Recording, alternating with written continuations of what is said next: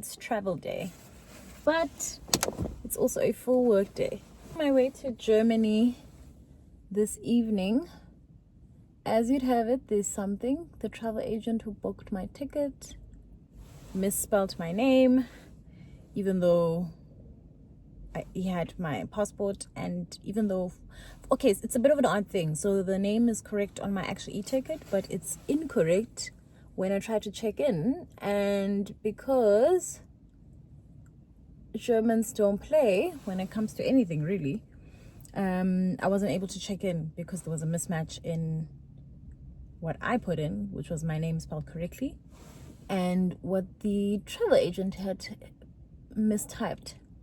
So I'm not really stressed about that. I mean, there's usually a fee. I used to work at Lufthansa, luckily, so I have this background. I used to work as a call center agent many moons ago. So I'm aware that this should be, it's not complicated to fix, and it shouldn't affect my travel. But it's a matter of when will this get done. So I say this to say, it's kind of like a blessing in disguise that I have to work a bit and come to work, and the context as to why I have to come to work, there's a major event that I can't miss, because now I get time to actually fix some things and travel stress-free. At least that's the aim a bit later on. So I'm going to have a very hectic work day. I can feel it. I've got a lot of things to get done. And then around 3 p.m. or so, I'm going to make my way to the airport. The prep this time around was really not ideal because I didn't even have time to get my hair done. I had no time to get my nails done. I had no time to get my lashes done. So I'm going al natural to Germany, which is all good and well. But I just wanted to feel good. So, yeah, traveling is fun, but it's expensive. And the prep just needs a lot of time that I unfortunately have not had. So I'm taking my wins and my L's. And regardless, it's going to be an amazing trip. I can feel it. I definitely need it, so it better be. My suitcase next time. What do you want to say to people in Germany?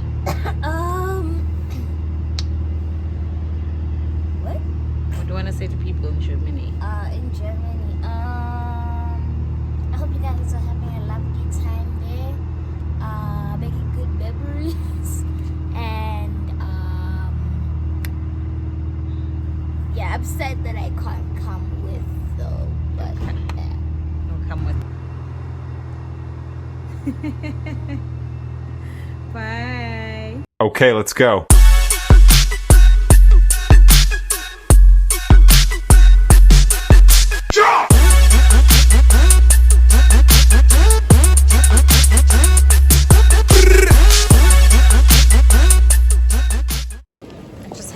Almost 400 rand because I forgot my charger at home. I borrowed every other charger, but I need a type C to C so that it connects to my laptop as well, because when you're traveling to the European countries, sometimes they have a different plug, so I don't want to risk it.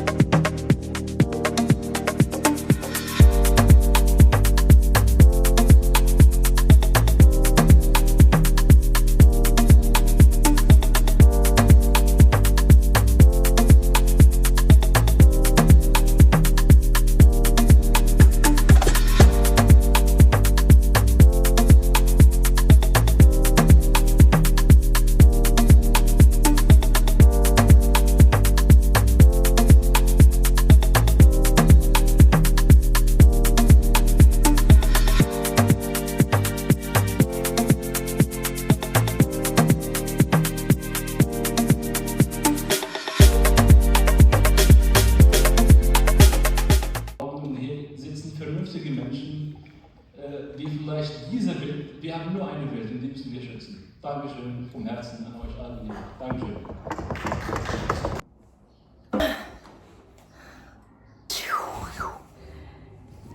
So, video from future me. Why was I in Germany? That rhymes.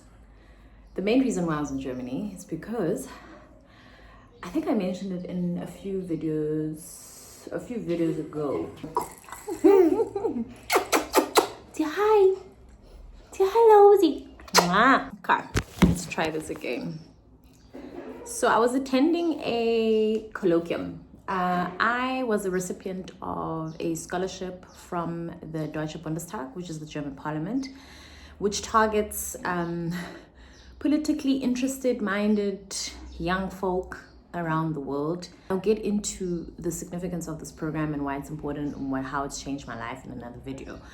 But they basically target young people from all over the world who on a mission to promote democracies and also have some kind of relationship with Germany, and are somewhat politically oriented. So you don't have to have studied political sciences, but you should in some shape or form be interested in politics. And so we have all kinds of young people from, obviously different in various countries, but we're also doing different things. I mean, in our cohort, we have a doctor, shout out Dr. Dax, and we have journalists, we have myself, a person who's I don't even know how to define myself in this context, but somebody who studied political sciences. So that's the program. I was part of it, or rather that's the scholarship. I was part of it. And what this scholarship entails is that if you are selected, you have the opportunity to do an internship in the German parliament, and you spend a set amount of time. It varies because there's various types of programs, Sonderprogramm, etc., etc. And you spend a certain amount of time in office with a specific MP, member of parliament from a specific party, so that you get some kind of job shadowing.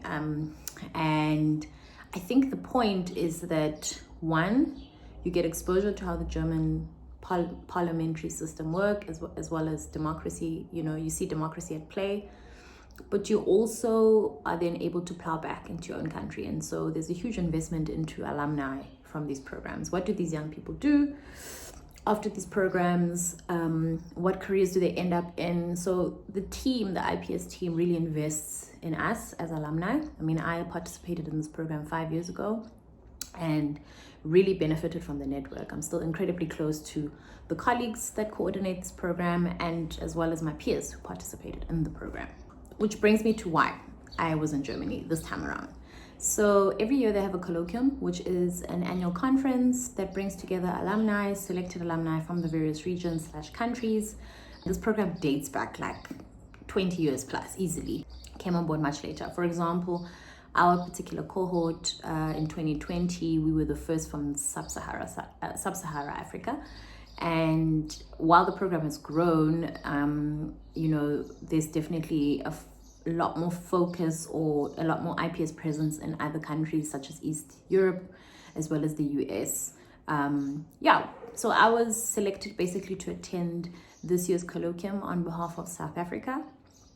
And it focused on elections, strengthening of elections against the backdrop of disinformation, social media, etc., etc. Basically communication, which is 110% aligned with who I am, my interests, what I do at work, and so it seemed fitting to participate. So that's the reason why I was in Germany. I did not take a lot of footage from the actual sessions themselves. We were actually not allowed to take footage, and when I did, it was short clips and offset people who were comfortable with that. There's many reasons why. One of the reasons is some of our IPS alumni come from parts of the world where there's a bit of, to put it mildly, political turmoil, and to be associated with a program that strengthens democracies could be in some shape or form dangerous for those said individuals. So some people do not feel comfortable to be identified or even known to be and participate in these programs. So that's one of the reasons. There's some sensitivities. But aside from that, I think a disclaimer, you'll see a lot of clips from my vlog in Germany, just small clips of the landscape, surroundings, etc. But I didn't actually take a lot of footage of people, conversations I had with friends. I visited a lot of friends after the program had ended. I spent a few days. So I saw a lot of people who mean a lot to me, but you won't see me recording in their homes. I think I'm still tussling with the reality that I enjoy documenting, but I don't feel comfortable invading people's spaces with my camera and shooting, you know. And if anything, I have to be honest, it very rarely crosses my mind when I'm spending quality time with people. So I hope that the vlog is enjoyable nevertheless, and yeah, let's get back to it.